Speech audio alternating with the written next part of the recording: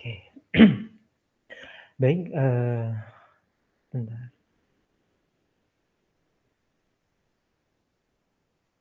Oke, baik, bismillahirrahmanirrahim. Assalamualaikum warahmatullahi wabarakatuh. Hari ini kita akan membahas mengenai organogenesis, salah satu tahap proses perkembangan terakhir, yaitu proses pembentukan sebuah organ hasil dari mekanisme, lanjutan dari embriogenesis. Nah, untuk organogenesis sendiri kalau kita lihat kalau kita lihat bahwa, eee, lapis benih terutama 3 lapis benih yaitu endoderm, mesoderm, dan ektoderm itu kemudian akan membentuk suatu, lapisan-lapisan yang kemudian lapisan tersebut akan menjadi atau melakukan suatu proses pembentukan organ. Nah, di sini kalau kita lihat bahwa endoderm itu kemudian dia akan membentuk saluran pencernaan, dia akan membentuk pankreas, trakea, hati, saluran pencernaan yang lain, dan lain sebagainya. Nah, kalau kita lihat pun pada lapisan mesoderm itu juga akan membentuk beberapa organ-organ seperti, skeleton. Nah, seperti skeleton atau tulang belulang, kemudian ada beberapa lapisan seperti lapisan kulit, kemudian permukaan dari vagina, uterus pada perempuan, dan pembuluh darah, darah dan endotel yang ada pada darah, serta lapisan pada jantung seperti epikardium, miokardium, dan endokardium. Nah, kalau kita lihat juga pada lapisan ektoderm itu juga akan membentuk struktur-struktur yang lain seperti, alat indera, mata, retina, dan lain sebagainya. Kemudian ada beberapa yang dia akan membentuk persarafan dan ada beberapa yang kemudian dia akan membentuk lapisan kulit. Nah, bagaimana proses ini terjadi inilah yang kita sebut sebagai tahapan organogenesis. Baik, sebelumnya mungkin kita lihat dulu bagaimana proses perkembangan embrio, terutama di sini adalah pada ayam. Process begins soon after fertilization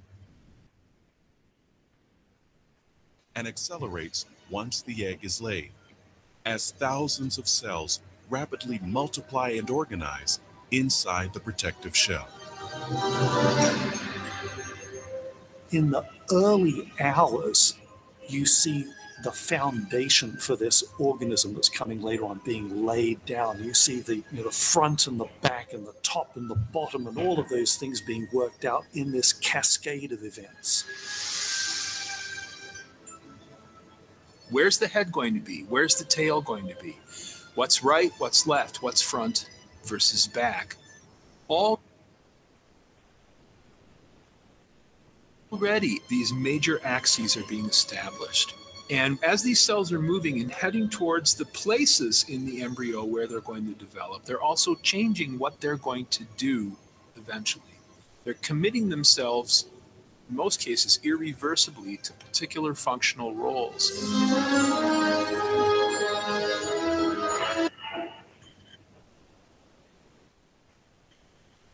Sebentar, mohon maaf. Axes are being established. And as these cells are moving and heading towards the places in the embryo where they're going to develop, they're also changing what they're going to do eventually. They're committing themselves, in most cases, irreversibly to particular functional roles.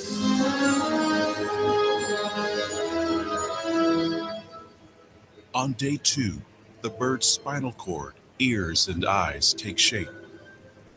Its vascular and circulatory systems are established, and its heart beats for the first time. At hour 46, the head of the embryo starts to arch into the fetal position.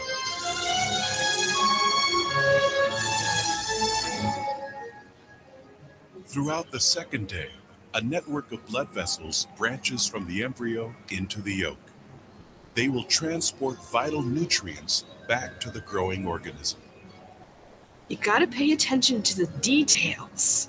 You have genes being switched on and off, interaction, cell communication. It's an elaborate dance. It's like a ballet taking place on a stage with thousands of cast members, all of them doing everything they're supposed to on cue, in the right order, in the right sequence, in the right time. The process itself is so amazing.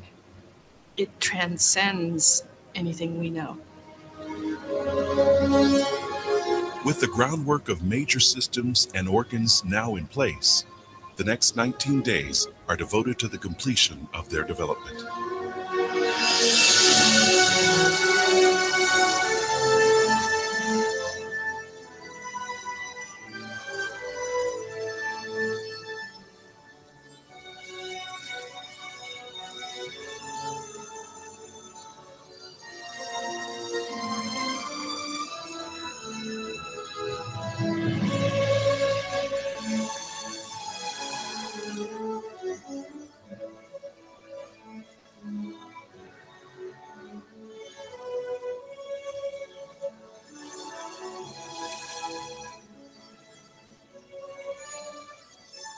So you've gone from that one cell that can become anything in 21 days, billions of different cells doing hundreds and hundreds of different kinds of tasks in the organism, the speed, the efficiency, the elegance of the whole process. What you're seeing is a mechanism at work, information being translated into a physical product at each step along the way, machines doing jobs. It's absolutely incredible. Absolutely incredible.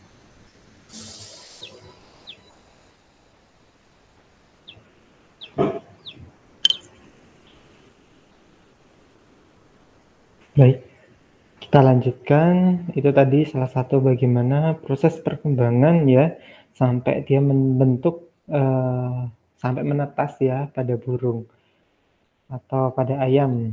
Nah, di sini saya ulangi lagi kalau misalnya pada manusia. Nah, lapisan epiblast pada manusia, lapisan epiblast itu akan membentuk 3 lapis benih. Yang pertama adalah ektoderm, yang kedua adalah mesoderm, yang ketiga adalah endoderm. Ekto lapisan luar, meso lapisan dalam, dan meso lapisan tengah, dan endoderm adalah lapisan di dalam. Di mana lapisan ektoderm itu akan membentuk epidermis, rambut, kuku, kelenjar pada kulit, otak dan spinal cord, dan berbagai macam saraf sensori, kemudian alat indera dan lain sebagainya. Kemudian kalau kita lihat pada lapisan mesoderm itu akan terbentuk. Nah, di sini ada 3 bagian. Yang pertama adalah notochord, gitu ya. Kemudian ini yang akan membentuk diskus invertebrata, yang akan menyusun struktur pada bagian tulang belakang, kemudian somit dan intermediate mesoderm. Nah, nanti kalau kita lihat somit akan terbentuk sklerotom, dermatom, dan miotom. Nah, nanti kita akan belajar bersama-sama apa yang dimaksud dengan sklerotom, dermatom, dan miotom. Kemudian di sini ada bagian lateral plate mesoderm yang kemudian dia akan membentuk beberapa bagian seperti connecting tissue, tulang, kemudian pada bagian splanchnic mesoderm itu akan membentuk hati, pembuluh darah, visceral serosa, dan beberapa digestif dan dinding dari saluran pencernaan dan saluran pernafasan.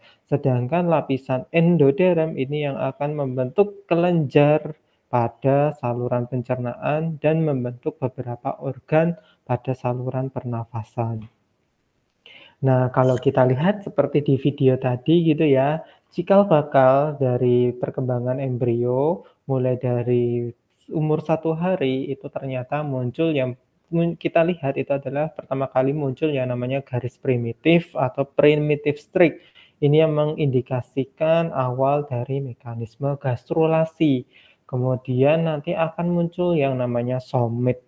Nah, apa itu somit? Somit ini seperti seperti roti sobek gitu ya, bulat-bulat ini yang kemudian dia akan berkembang menjadi otot, tulang, dan connecting tissue atau jaringan ikat. Kemudian nanti neural groove pada 24 hari itu kemudian dia akan membentuk yang namanya sistem saraf. Nah, nanti selama 24 jam, tadi saya bilang 24 jam. Nah, kemudian selama 33 jam barulah nanti organ-organ yang lain itu akan terbentuk. Contoh, hasil dari neural groove yang membentuk sistem saraf tadi, itu dia akan membentuk prosencephalon, mesencephalon, rhomboencephalon, optic vesicle, infundibulum, dan lain sebagainya. Segmen-segmen pada somit akan terlihat sangat jelas dan semakin panjang garis dari primitive strip itu. Nah, ini kalau kita lihat pada 48 jam itu semakin lama semakin terlihat secara jelas. Perkembangannya sangat cepat. Di 72 jam, mulai dari mesencephalon, diencephalon, telencephalon, seluruh bagian-bagian dari otak itu sudah terbentuk. Kemudian seperti pada video yang tadi, jantung itu sudah terbentuk sehingga sudah mulai berdenyut. Nah, kemudian di sini spinal cord, hasil dari pembentukan neural groove kemudian menjadi neural tube. Nah, di sini sudah terbentuk spinal cord. Somit terlihat lebih kecil tetapi dengan jumlah yang sangat banyak. Nah, sekarang kita lihat turunan-turunan dari 3 lapisan tersebut, mulai dari lapisan ektoderm, mesoderm, dan endoderm. Pada turunan dari lapisan germinativum ektoderm itu akan membentuk 3, yaitu adalah permukaan dari lapisan ektoderm, neural crest, kemudian neural tube. Nah, kemarin kita sudah belajar bersama mengenai salah satu ciri khas dari lapisan ektoderm terutama pada bagian apikal, yaitu dia akan membentuk sistem saraf. Nah, sistem saraf ini terbentuk dari lapisan neural crest dan neural tube. Jadi ektoderm pada neural crest dan neural tube inilah yang kemudian dia akan membentuk beberapa saraf. Ada adrenal medula juga, tetapi lebih banyak itu adalah pada bagian saraf. Sedangkan neural tube itu dia akan membentuk otak, neural pituitaris, spinal cord, motor neuron, dan retina. Ini adalah neural tube. Sisanya, ektoderm itu tidak 100% membentuk persarafan, tetapi seluruh permukaan pada lapisan ektoderm, yaitu pada bagian surface atau permukaan, itu dia akan membentuk lapisan seperti epidermis, rambut, kuku, kelenjar sebaceus, epitel olfaktori, mulut pada lapisan epitelium pada mulut, lensa, kornea, dan lain sebagainya. Ini adalah bagian seluruh permukaan dari lapisan ektoderm yang bukan pada bagian apikal, karena pada bagian apikal dia akan membentuk neural crest dan neural tube seperti yang saya jelaskan pada proses neurulasi. Nah, perkembangan mesoderm pada manusia yang pertama adalah lapisan mesoderm. Kalau tadi kita belajar lapisan ektoderm ya, kalau pada lapisan mesoderm itu akan membentuk suatu lembaran lempeng jaringan tebal yang kita sebut sebagai mesoderm paraksial pada hari ke-17. Nah, seperti ini paraksial mesoderm pada embrio hari ke-17 di lapisan tengah, kan tadi epiblast, kemudian dari epiblast itu dia akan membentuk 3 lapis benih, yaitu adalah ektoderm, mesoderm, dan endoderm. Kemudian mesoderm yang ada di sini itu akan membentuk paraksial mesoderm, lembaran lempeng yang jauh lebih tebal. Nah, ini adalah paraksial mesoderm. Kemudian ke arah samping, kalau di arah samping yang ada di sini, itu akan membentuk suatu lempengan tipis yang disebut sebagai lempeng lateral. Nah, ini adalah pada bagian di sini, kalau kita lihat, lempeng lateral itu akan berada di tepi. Seperti itu ya, teman-teman semua. Nah, semoga terlihat. Kemudian muncul lapisan yang bersambungan yang melapisi amnion. Mana itu amnion? Nah, amnion itu kan di sini. Ini kan amnion. Nah, itu akan membentuk yang kita sebut sebagai mesoderm somatik paretal. Mana itu? Nah, di sini. Ini adalah mesoderm somatik atau mesoderm paretal. Mesoderm parietal. Kemudian terdapat lapisan yang bersambungan yang melapisi yolk. Nah, di sini adalah yolknya atau kuning telurnya disebut sebagai mesoderm splagnic atau mesoderm visceral. Nah, ini adalah mesoderm visceral. Jadi, awal mulanya dari mesoderm saja, kemudian dia akan membentuk mesoderm paraksial, kemudian dia akan menepi seperti itu, dia akan terdapat pelebaran menepi, kemudian mesoderm ini akan meluas, lapisan yang bersambungan di sini akan meluas. Nah, di lapisan yang atas, karena di sini yang di atas itu adalah amnion, yang di bawah adalah yolk. Nah, lapisan mesoderm yang di atas itu kita sebut sebagai parietal mesoderm atau mesoderm somatik. Nah, kemudian yang di bawah di sini itu adalah mesoderm visceral atau mesoderm splagnic. Nah, kemudian ada bagian tengah-tengah yang menghubungkan antara mesoderm paraksial dan lempeng lateral. Nah, inilah yang kita sebut sebagai mesoderm intermediate. Nah, ini penghubungnya antara yang di sini mesoderm paraksial tadi, kemudian dengan mesoderm yang ada di lempeng tepi, yaitu lempeng tepinya tadi terdiri dari dua, somatik dan splagnic. Nah, ini disebut sebagai mesoderm intermediate. Pada awal minggu ketiga pada umur embrio, mesoderm paraksial mulai menyusun segmen-segmen yang disebut sebagai somit. Sehingga pada bagian yang ada di sini, lapisan mesoderm yang ada di sini, mesoderm itu ditandai dengan warna merah, inilah yang cikal bakal menjadi somit. Jadi kalau ditanya, somit itu terbentuk pada lapisan mesoderm yang mana? Dia akan terbentuk pada bagian mesoderm paraksial. Nah, di sini adalah mesoderm paraksial yang kemudian dia akan membentuk somit. Ini adalah somit. Nah, somit itu ada dua ya, di kiri dan di kanan. Di tengah-tengahnya adalah neural tube. Neural tube itu sudah terbentuk pada saat fase neurulasi tadi. Nah, ini adalah lempeng ya, lempeng mesoderm. Ini adalah parietal. Kemudian di sini adalah lempeng mesoderm.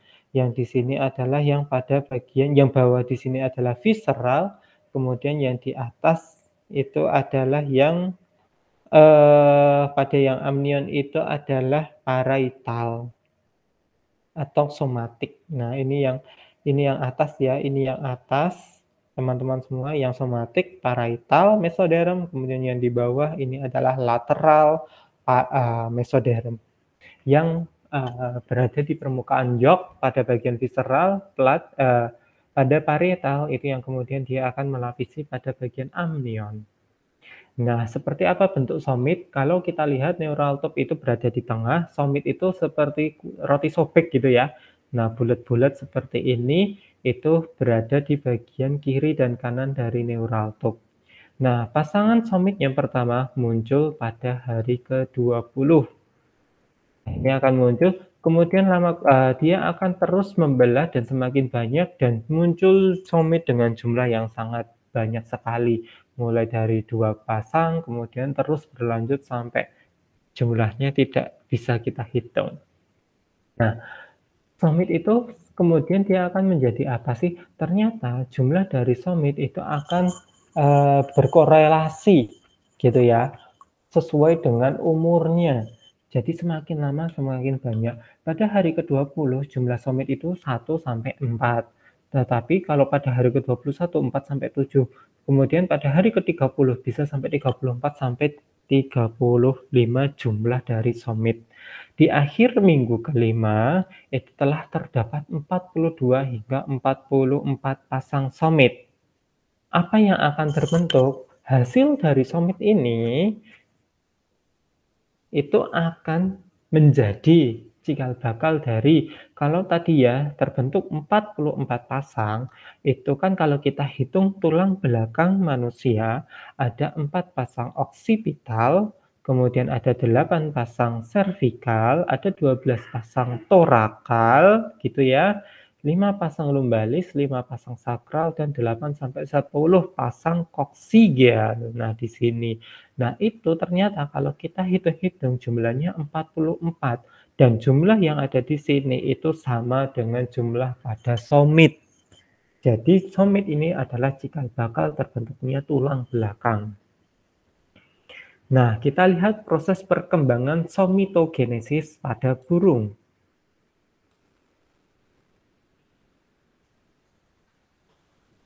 Nah, kita lihat pelan-pelan. Nah, ini awalnya adalah terbentuk yang namanya primitive streak di sini terbentuk. Nah, somit itu bukan terbentuk pada garis primitive streak-nya, tetapi pada bagian anterior atau pada bagian depan. Nah, ini di depan sini. Ini primitive streak-nya, ini di depan. Nah, kita lihat somitnya sudah terbentuk. Nah, di sini ini somitnya sudah terbentuk. Nah, ini pembentukan lempeng neural gitu ya. Nah, ini kalau kita lihat, maaf.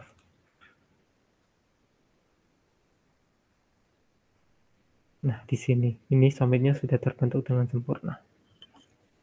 Bagaimana dengan somitogenesis pada ikan? Nah, kalau kita lihat ini hanya hitungan menit gitu ya.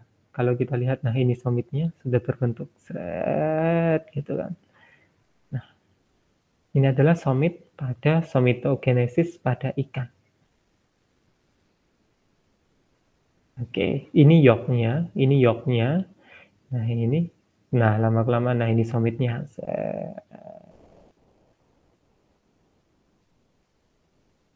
Gitu ya. Nah, membutuhkan 1020 menit untuk pembentukan somitogenesis pada ikan. Nah, sekarang yang jadi pertanyaan, pada bagian mesoderm, dia akan menjadi somit. Somit itu apa? Kemudian proses somitogenesis itu apa? Dan akan menjadi apa? Nah, kalau kita lihat di sini, kita fokus pada tadi ya, lempeng paraksial. Pada paraksial mesoderm itu akan mengalami yang namanya somitogenesis, kemudian dia akan membentuk yang namanya somit. Nah, somit itu akan terbagi menjadi yang pertama dua dulu, terbentuk dua, dermomyotom dan skleretom. Di mana dermomyotom itu akan membentuk dermatom dan myotom. Di mana dermatom itu akan membentuk lapisan dermis pada kulit dan beberapa jaringan tambahan atau supporting tissue. Kemudian kalau myotom itu kemudian dia akan membentuk myogenic cell, dia akan membentuk myoblast, dan dia akan membentuk skeletal muscle atau otot rangka gitu ya pada bagian aksial dan apendikular. Kalau dermatom dia akan membentuk kulit, kalau myotom itu adalah otot. Sedangkan skleretom itu akan membentuk kondrosit, di mana kondrosit merupakan skeletogenic cell. Dia akan membentuk kartilago atau tulang rawan. Tulang rawan ini akan mengalami yang namanya osifikasi, akan membentuk yang namanya tulang keras. Di sisi lain, kondrosit juga akan membentuk lapisan tendon yang merupakan jaringan ikat yang kemudian dia akan membentuk sebuah persendian pada beberapa tulang.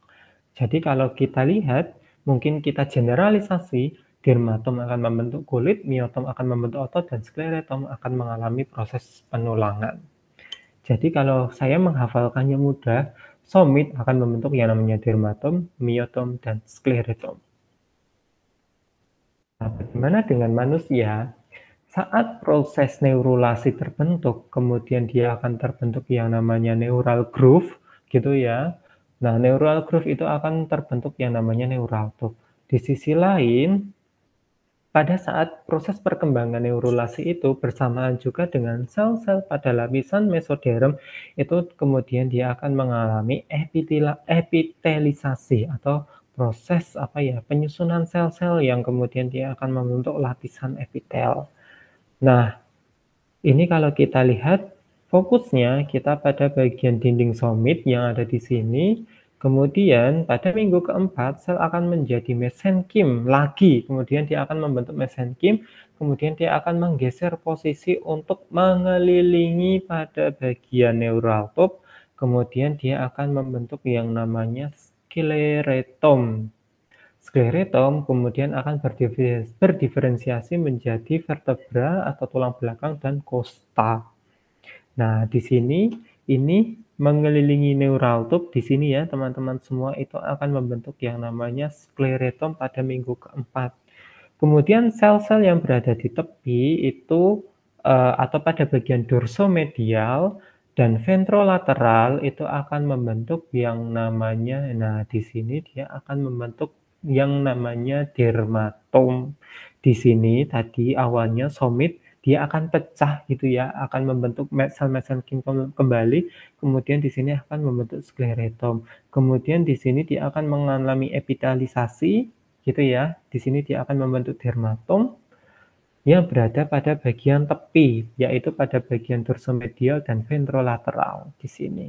Nah, ini ventrolateral, kemudian di sini adalah dorsomedial. Nah, di sini adalah dermatom itu sudah mulai terbentuk. Jadi awalnya adalah dermatom dulu dan sklerotom.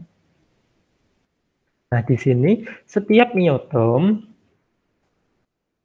kalau kita lihat, setiap miotom dan dermatom itu kemudian dia akan mempertahankan persarafan dan segmen-segmen awalnya atau segmen asalnya, sehingga somit akan membentuk sendiri sklerotom, miotom, dan dermatom. Jadi per part atau per bagian itu akan terbentuk masing-masing. Gitu ya, dia akan membentuk satu bulatan sendiri, kemudian dia satu bulatan sendiri, dia akan mengalami fasenya sendiri-sendiri. Nah, sklerotom itu akan membentuk yang namanya kartilago, tendon, dan tulang. Nah, di sini adalah sklerotom. Kemudian miotom yang sudah terbentuk gitu ya. Tadi yang di sini awalnya sklerotom yang di bawah, miotom itu berada di tengah. Di sini teman-teman semua, miotom sudah terbentuk. Miotom akan memberikan komponen otot-otot yang bersegmen atau dia akan membentuk yang namanya jaringan skeletal muscle atau otot-otot rangka, itu adalah pada bagian miotom. Kemudian kalau kita lihat dermatom itu akan membentuk lapisan dermis yang ada di punggung embrio. Dermis ini yang kemudian dia akan menyatu dengan lapisan epidermis. Lapisan epidermis itu terbentuk oleh lapisan dari ektoderm. Sekali lagi, kulit itu tersusun atas dua lapis benih ya. Epidermisnya dari lapisan ektoderm, sedangkan mesodermisnya, lapisan epidermisnya berasal dari lapisan ektoderm, sedangkan lapisan dermis pada kulit itu akan terbentuk dari dermatom yang berasal dari lapisan mesoderm. Nah, ini kalau kita lihat turunan dari lapisan mesoderm itu ada yang kemudian selnya mengalami osteogenesis membentuk tulang, kondrogenesis, myogenesis, merostroma, tendogenesis yang akan membentuk ligamen-ligamen dan sel-sel yang lain. Nah, ini juga hal yang sama gitu ya, bahwa pada 3 lapisan benih tadi dermatom, miotom, dan sklerotom itu kemudian dia akan sel-selnya dia akan berproliferasi. Oh, kalau pada sklerotom karena dia merupakan sel yang akan membentuk tulang, berarti di situ ada osteogenesis dan kondrogenesis, sel-sel tersebut mengalami proses penulangan. Pada lapisan miotom karena dia di situ cikal bakal dari sel otot, ya dia akan membentuk mioblas, kemudian dia akan membentuk sel-sel otot. Begitupun dermatom yang cikal bakalnya berasal yang akan membentuk lapisan dermis. Nah, tadi saya bilang bahwa lapisan kulit itu berasal dari interaksi ektoderm dan mesoderm. Nah, kalau kita lihat di sini ya, cikal bakal embrio nih, kalau embrio seperti ini, kemudian kita potong gitu ya, kan penampakannya seperti ini teman-teman semua. Di tengah di sini ini adalah neural tube, kemudian di sini adalah lapisan dermatom, tengah ini adalah miotom, sklerotom itu ada di sini. Jadi dermatom itu yang di tepi, miotom itu di tengah, sklerotom itu ada di paling dalam. Nah, dermatom, miotom, sklerotom itu berasal dari somit. Kalau kita lihat lagi, ini adalah lapisan ektoderm. Ektoderm itu lapisan yang berada pada luar, mesoderm itu yang berada di tengah. Nah, kalau kita lihat dermatom, kemudian di sini adalah miotom, ternyata itu kemudian dia akan membentuk lapisan struktur pada kulit, di mana pada lapisan dermatom itu yang kemudian dia akan membentuk lapisan pada bagian dermis. Nah, dermis itu di sini.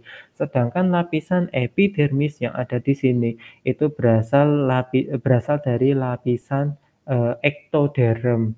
Nah, di sini lapisan ektoderm, sedangkan struktur pada bagian basal dermatom itu kemudian dia akan membentuk lapisan dermis, bawahnya lagi miotom. Miotom akan membentuk lapisan otot atau struktur otot rangka. Nah, inilah mekanisme proses organogenesis di mana kemudian dia akan membentuk sebuah organ yang disebut sebagai kulit. Memang 3 lapis benih, mau ektoderm, mesoderm, dan endoderm itu dia akan saling berkoordinasi, kemudian dia akan membentuk suatu organ tertentu. Di sini ektoderm yang satu lapis dia berproliferasi menjadi epidermis yang berlapis-lapis, kemudian dia akan membentuk dari stratum basal, dia akan membentuk stratum germinativum, mengalami proliferasi lagi, kemudian peridermisnya terbentuk dan akan membentuk lapisan epidermis. Dermis sendiri berasal dari lapisan dermatom, berdiferensiasi menjadi jaringan pengikat, terbentuk stratum compactum, yaitu adalah jaringan kolagen. Jadi kalau kita lihat pada bagian dermis, itu memang strukturnya itu adalah kolagen, kemudian serabut saraf, kemudian ada juga kapiler darah, jaringan-jaringan ikat. Di antara dermis dan epidermis terdapat kromatofor. Nah, ini pada beberapa hewan tertentu itu terdapat kromatofor yang merupakan pigmen warna. Di antara kulit dan otot di bawahnya akan membentuk yang namanya hipodermis. Invaginasi atau pelakukan masuk ke dalam ke permukaan epidermis itu akan membentuk sebuah kelenjar seperti eksokrin dan endokrin. Nah, ini adalah pelakukan ke dalam, ini eksokrin, ini endokrin atau kelenjar hormon. Interaksi dermis dan epidermis itu kemudian ternyata akan menstimulus proses pembentukan gigi, bulu, rambut, dan sisik. Nah, ini ternyata bagaimana proses perkembangan embrio gitu ya, mulai dari kulit, interaksi dari ektoderm dan mesoderm, di mana mesoderm itu ada lapisan dermatom dan miotom, kemudian dermatom berinteraksi dengan lapisan epidermis, kemudian dermatom membentuk lapisan dermis. Interaksi antara dermis dan epidermis pada beberapa hewan itu akan mengalami yang namanya perkembangan. Nah, di sini contohnya dia akan membentuk pada burung dia akan membentuk bulu atau feather, pada mamalia dia akan membentuk rambut, kemudian ada beberapa yang membentuk kelenjar glandula mamae gitu ya, mammary gland, kemudian ada yang membentuk vertebrata tooth atau gigi. Kemudian kalau pada ikan dia akan membentuk beberapa jenis sisik ya, seperti yang teman-teman pelajari, seperti tipe plakoid, kosmoid, dan ganoid. Kemudian ada beberapa pada ikan yang dia akan membentuk tipe sikloid dan stenoid. Nah, interaksi itu berasal dari interaksi antara lapisan epidermis dengan lapisan dermis. Oke, kemudian kita akan fokus pada proses organogenesis, yaitu pada proses perkembangan tulang. Organogenesis salah satunya adalah tulang-tulang itu kan organ gitu ya. Dia akan mengalami yang namanya osteogenesis. Hasilnya dari mana? Ini merupakan diferensiasi dari lapisan sklerotom. Tulang hasil diferensiasi itu berasal dari sklerotom atau sel-sel mesenkim tadi.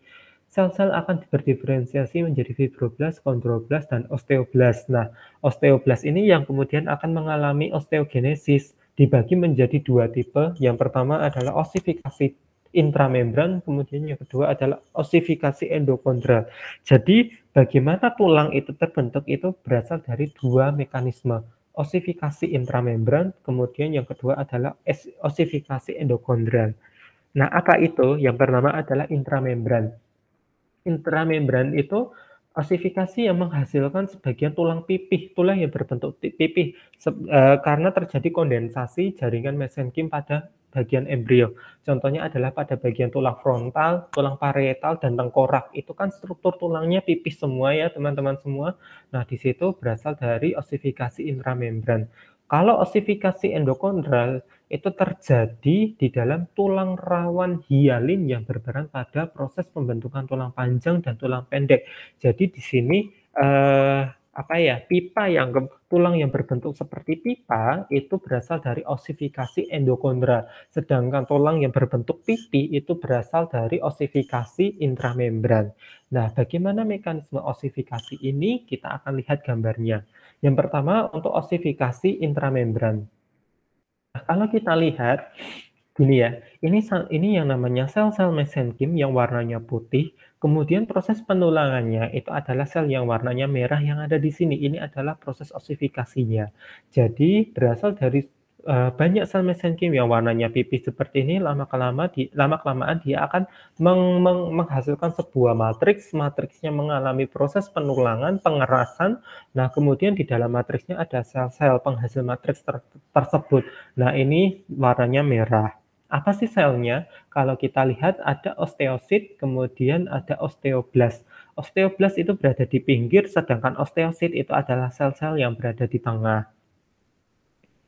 Mana sih osteosit ini? Oh, ini ya osteosit. Osteosit itu berada di tengah, sedangkan sel-sel mesenkim yang berada di pinggir ini yang cikal bakal dari osteoblast. Osteoblast akan membentuk osteosit. Osteosit akan menghasilkan matriks. Nah, matriksnya ini teman-teman semua merupakan matriks yang mengalami kalsifikasi, pengerasan karena banyak sekali kalsium, kemudian di dalamnya itu ada kapiler-kapiler darah yang kemudian dia akan memberikan nutrisi. Karena yang namanya osteosit pun butuh yang namanya asupan oksigen dan glukosa. Nah, sekarang kita lihat bagaimana mekanisme intramembran. Sebelum terjadi kelahiran atau pada fase prenatal, nah di sini ada yang namanya sel mesenkim. Di sini ada sel mesenkim. Mesenkim itu akan membentuk serat-serat kolagen. Nah, ini adalah serabut kolagen.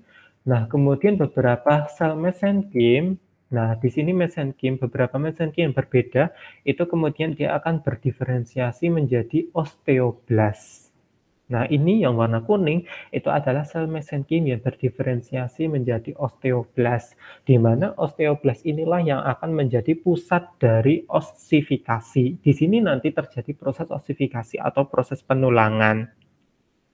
Osteoblast itu akan menghasilkan sikret. Nah, bintil-bintil ini adalah sikret dari bone matrix atau sikret ini kita sebut sebagai osteoid, cikal bakal dari tulang.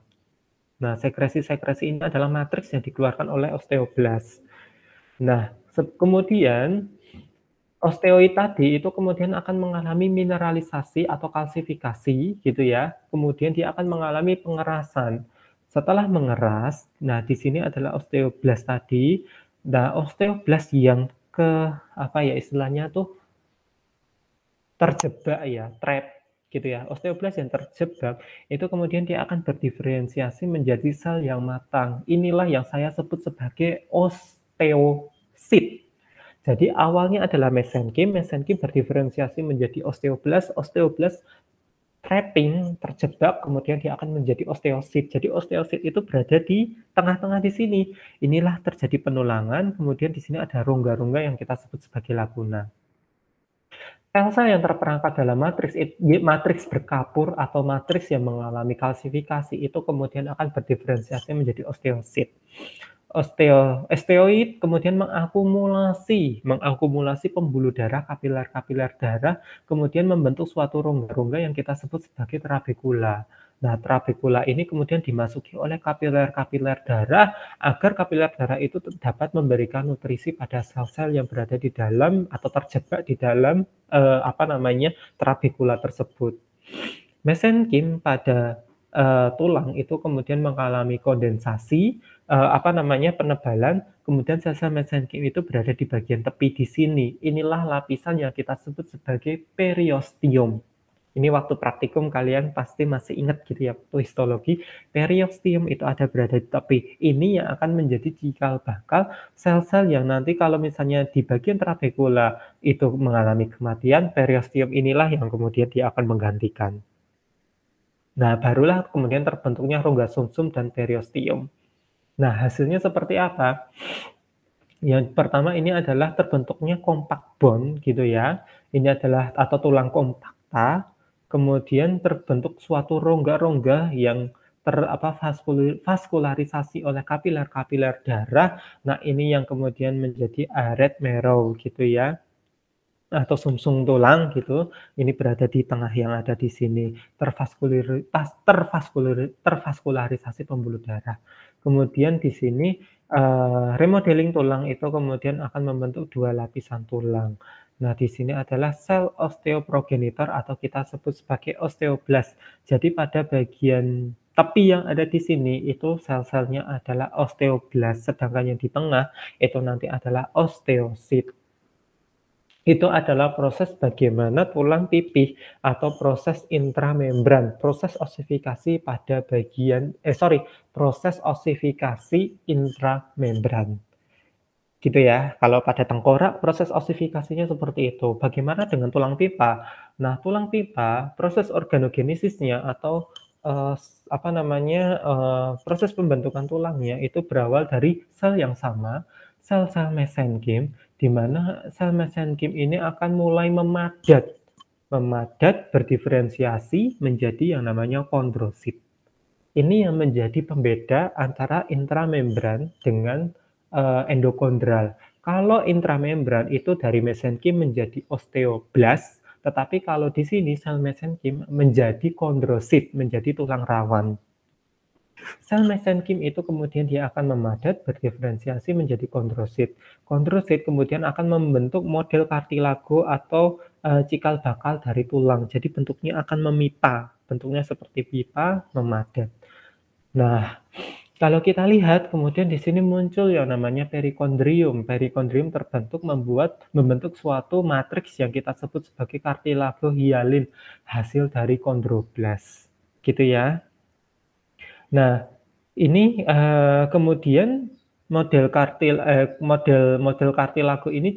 kartilago janin mulai terbentuk gitu ya. Kemudian kalau kita lihat bahwa kartilago yang ada di sini, ini yang warnanya biru, ini adalah kartilago hialin.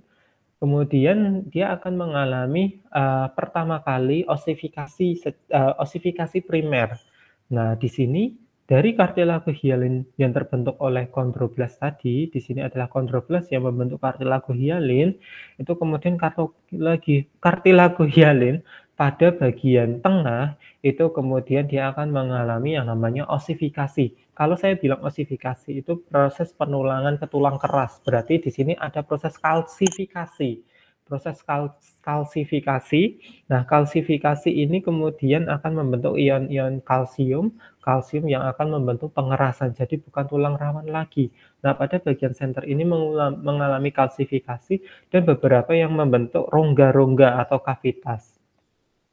Nah, kartilago kemudian dia akan mengalami kalsifikasi, kemudian di sisi lain kartilago juga akan mengalami pemanjangan. Jadi tulang pipanya itu juga lama-kelamaan akan memanjang. Kemudian akan muncul yang namanya periosteal bud gitu ya. Kuncup di sini, kemudian di bagian rongga yang ada di dalam tadi, itu kemudian dia akan masuk gitu ya, periosteal bud-nya dia akan memasuk, kemudian dia akan menyusun seperti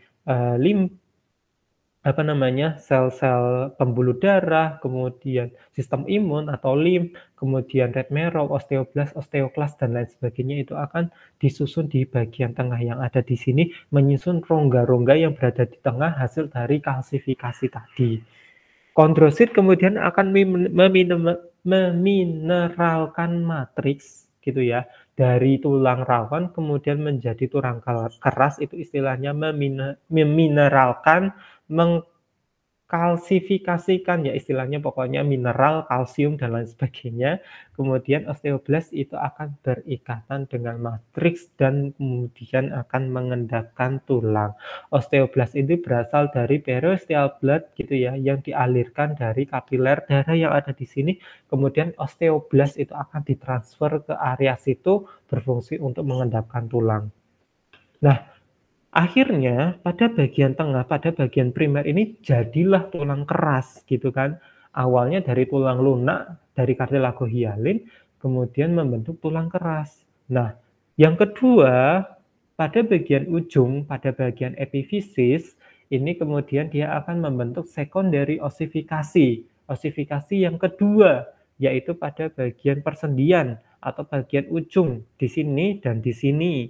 Nah, kemudian secondary pada bagian ini dimulailah proses kalsifikasi yang kedua gitu ya. Osteoklas itu kemudian dimasukkan di sini, berfungsi untuk remodeling. Kalau kita tahu ya namanya osteoklas itu kan memakan ya. Dia berfungsi untuk memakan dan menghilangkan penulangan, ini berfungsi untuk remodeling tulang. Nah, kalau kita lihat hasilnya seperti apa? Setelah di sini tadi terjadi proses osifikasi primer, kemudian di sini yang sekunder, nah barulah kartilago hialin hanya ada pada bagian permukaan saja, pada bagian epifisis dari epifisis permukaan. Nah, kemudian pada di sini ini adalah sekunder, hasil dari proses penulangan. Nah, kalau kita lihat karena di sini wilayahnya berbeda, awalnya di sini primer, kemudian di sini sekunder, kita akan melihat yang namanya epifisis plate di sini. Gitu ya. Nah, di sini berasal ada yang namanya tulang rawan. Tulang rawan itu berada di sini juga. Berfungsi untuk apa sih epiphyseal plate ini? Berfungsi untuk pemanjangan tulang karena proses pemanjangan tulang itu kan berasal dari kartilago hialin. Kalau kartilago hialin itu kemudian dihilangkan dan digantikan oleh tulang keras, bagaimana cara proses pemanjangannya? Maka pada bagian epiphysis plate ini disisakan kartilago hialinnya. Nah, kalau kita lihat, nah di sini kartilago pada bagian epiphysis plate pada proses pertumbuhan yang ada di sini. Nah, kalau kita lihat ya, ini kemudian akan membentuk beberapa zona. Yang pertama adalah zona proliferasi, zona hipertrofi, dan zona vaskular. Di mana proliferasi ini isinya adalah sel-sel kondrosit, sel-sel tulang rawan. Hipertrofik ini adalah sel-sel dari proliferasi yang kemudian dia akan membesar dan memanjang, gitu ya. Nah, kemudian hipertrofik ini mengalami proses baru mulai mengalami proses kalsifikasi, baru mulai mengalami proses penulangan, barulah tulang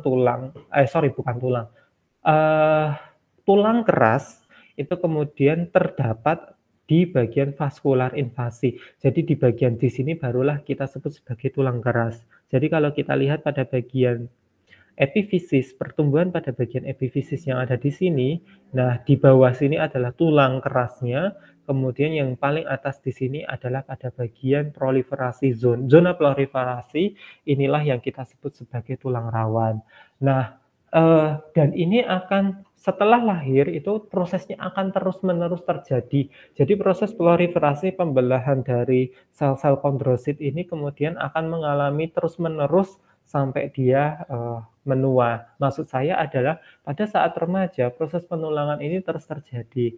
Maka memang pada saat lahir bayi itu kemudian dia akan mengalami proses pertumbuhan sampai ke dewasa. Bagaimana kaki dan tangan dari bayi itu kemudian mulai memanjang seiring bertambahnya usia, itu karena proses penulangan pada bagian epifisis yang ada di sini, teman-teman semua. Jadi kalau kita lihat mulai dari embrio pada janin itu 100% ya 100% ya itu adalah kartilago hialin, teman-teman semua. Lama-kelamaan pada bagian primer itu akan mengalami proses penulangan gitu kan. Kemudian dia akan menjadi tulang, dimasuki oleh pembuluh darah. Invasi dari pembuluh darah akan masuk, kemudian akan memberikan sel-sel osteoklas dan osteoblas, kemudian akan membentuk tulang keras, kemudian di sini sekunderi yang kedua akan membentuk penulangan lagi atau kalsifikasi pada bagian kartilago yang ada di sini, tetapi kita sisakan untuk mengalami proses pemanjangan tulang. Nah, inilah yang kita sebut sebagai osifikasi endokondral. Jadi memang beda ya antara intramembran dengan endokondral. Nah, ini juga sama, saya akan next.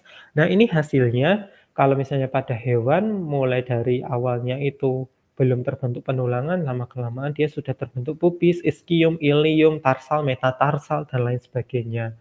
Nah, ini hasilnya kalau kita lihat ya, awalnya itu embrionya itu cuma berasal dari tulang rawan, tetapi di sini tulang rawan kita warnai menggunakan warna biru, kemudian kalau yang di sini warna merah itu adalah hasil dari kalsifikasi. Nah, kalau kita lihat ini adalah kalsifikasi dari intramembran, kemudian kalau kita lihat lama-kelamaan dia akan mengalami penulangan atau kalsifikasi pada bagian tulang pipa. Nah, ini lama-kelamaan dia sudah membentuk tulang pipa. Gitu ya, teman-teman. Ini pada ayam. Nah, hasil kalsifikasinya seperti ini. Warna biru itu adalah hialin, warna merah itu adalah tulang keras, atau dalam hal ini adalah tulang yang sudah mengandung kalsium. Nah, ternyata ada yang disebut sebagai apical ectodermal ridge atau AER. Apa itu? Jadi ini adalah, kalau kita lihat, ini adalah ujung apical ectodermal ridge adalah salah satu daerah organizer yang menebal pada daerah ectoderm atau pada lapisan luar. Fungsinya untuk apa? Daerah ini diperlukan untuk pertumbuhan keluarnya tungkai di sepanjang proksimal dan distal. Kenapa? Karena pada bagian AER ini berfungsi untuk menghasilkan sinyal-sinyal pertumbuhan yang kita sebut sebagai FGF. Nah, FGF ini kemudian dia akan memicu proses pembentukan tulang, baik tulang pada bagian anterior dan tulang pada bagian posterior. Akan membentuk sayap atau dia akan membentuk kaki atau akan membentuk tangan. Ada sebuah eksperimen di mana AER itu kemudian dilepaskan dari ektoderm kemudian digantikan dengan orientasi yang diputar 180 derajat. Jadi AER-nya itu diputar 180 derajat, ternyata hasil embrionya itu tungkainya itu terbentuk secara terbalik. Nah, ini adalah AER. Ini adalah AER-nya ya. Nah, ini lapisan ektoderm, ini kuncupnya, nanti disinilah yang kemudian dari AER ini dia akan mengalami proses perkembangan menjadi bagian tungkai. Nah, di sini dia akan membentuk humerus, radius, dan digiti. Nah, di sini kalau kita lihat juga, nah di sini AER pun juga mengkreasi ya, membuat atau memicu proses pembentukan digiti. Bagaimana AER ini dia mengatur kematian sel atau apoptosis sehingga sel-selnya tidak tumbuh semua dan sel-sel yang mengalami kematian akhirnya jari kita itu terbentuk. Karena kalau semuanya tumbuh menjadi organ, maka bentuk tangan kita bulat seperti Doraemon. Tetapi tidak ada yang mengalami sel-sel yang mengalami apoptosis sehingga jarinya itu mengalami proses pembentukan, itu juga terpengaruhi oleh AER. Selain AER, ternyata ada zona lagi yang kita sebut sebagai ZPA atau Zone of Polarizing Activity. Ini merupakan daerah yang berfungsi untuk pola pembentukan anterior dan posterior pada tungkai. Jika sel-sel yang dekat dengan ZPA itu kemudian akan mengalami struktur posterior atau homolog dengan jari kelingking. Sedangkan yang jauh dengan ZPA itu akan membentuk anterior, yaitu adalah ibu jari. Jadi kalau daerah yang di sini itu banyak kandungan ZPA-nya, kalau yang di sini sedikit. Kenapa? Karena di sini ada protein yang diekspresikan oleh Sonic Hedgehog ya. Ini mirip Drosophila yang merupakan morfogen, gen yang berfungsi untuk proses pembentukan tubuh itu yang kita sebut sebagai morfogen. Penelitian yang lain lagi, ada eksperimen pencakupan ZPA pada kedua sisi anterior pada suatu kuncup, itu kemudian dapat menyebabkan pembentukan jari tambahan. Jadi kalau di sini adalah zona AER, gitu ya, kemudian di sini adalah ZPA-nya, kan kita tahu kalau yang Z ada dekat dengan ZPA itu akan membentuk jari kelingking, tetapi kalau yang jauh itu akan membentuk ibu jari. Nah, dua-duanya dibentuk, maka terjadi kekacauan yang ada di sini. Kekacauan tersebut akan menimbulkan ternyata hasil penelitian itu. Saya kurang tahu hasil penelitian ini pada manusia atau bukan, sepertinya mungkin pada hewan ya. Itu kemudian akan membentukkan jari tambahan, jadi jarinya lebih dari 5. Nah ini ya, kalau kita lihat, ternyata ini kalau ini donornya ZPA-nya dibagi jadi pada 2, ini bukan pada manusia, tapi proses transplantasi ZPA ini pada ayam gitu ya, pada embrio ayam, dan ternyata jari ayam itu hasilnya jadi 2, malah jadi kayak kepiting. Nah, itu menunjukkan fungsi dari ZPA pada proses perkembangan embrio. Nah, tadi kita sudah melihat proses organogenesis pada lapisan ektoderm, contohnya tadi pada kulit, dan kemarin-kemarin contohnya pada neurulasi itu sebenarnya masih tahapan perkembangan ektoderm. Mesoderm itu adalah proses perkembangan lapisan mesoderm, somit tadi ya, membentuk tulang vertebrae, kemudian bagaimana somit ini dia membentuk tulang pada bagian sklerotomnya, dan bagaimana somit tersebut pada bagian dermatom, kemudian dia akan saling berhubungan dengan lapisan ektoderm pada lapisan epidermis, kemudian dia akan membentuk kulit. Nah, sekarang kita fokus pada bagian yang dalam yang kita sebut sebagai endoderm. Nah, kalau kita lihat, nah endoderm itu di sini teman-teman semua, yang warna kuning. Sebentar. Mana ya tadi ya?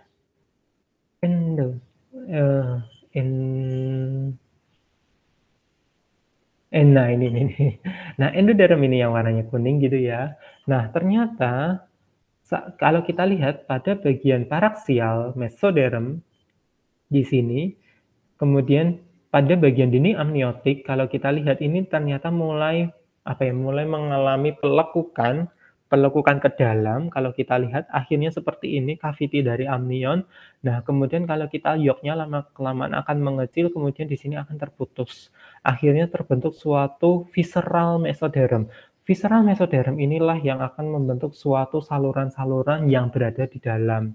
Salah satu contohnya adalah sistem pernafasan. Ternyata sistem pernafasan itu terbentuk dari lapisan mesoderm. Nah, kalau kita lihat, mesoderm itu respiratory awalnya, kalau kita lihat itu adalah berasal dari respiratory diverticulum, itu kemudian dia akan berkembang menjadi organ pernafasan. Respiratory diverticulum itu itu akan menjadi kuncup gitu ya kalau kita lihat. Ini kuncup respiratory diverticulum, awalnya cuma satu kuncup, kemudian dia akan menjadi langbat atau kuncup paru-paru, kemudian dia akan berkembang. Awalnya kecil seperti ini, kemudian dia akan berkembang menjadi banyak. Nah, inilah bagaimana proses organogenesis pada paru-paru. Seperti itu. Nah, lama-kelamaan dia akan membentuk cavity atau kavitas, rongga, kemudian kapiler darah itu mengalir atau berada dan masuk ke bagian sel-sel yang ada di paru-paru tersebut. Kemudian tervaskularisasi sehingga kalau kita lihat memang alveolus itu tervaskularisasi oleh kapiler darah. Itu bagaimana respiratory itu terbentuk. Itu salah satunya ya, sebenarnya banyak sih saluran pencernaan itu pun juga terbentuk oleh rongga mesoderm. Endoderm, dari endoderm, mohon maaf.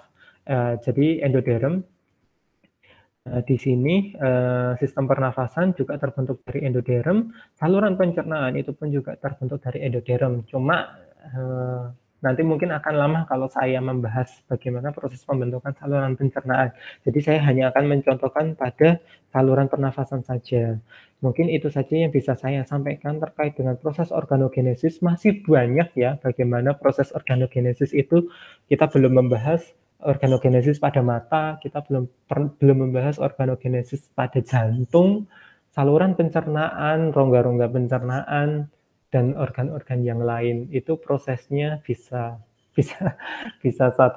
satu pertemuan tersendiri. Jadi karena kita keterbatasan waktu, mohon maaf saya tidak bisa menjelaskan berbagai macam proses organogenesis. Saya hanya memberikan contoh masing-masing sampel saja.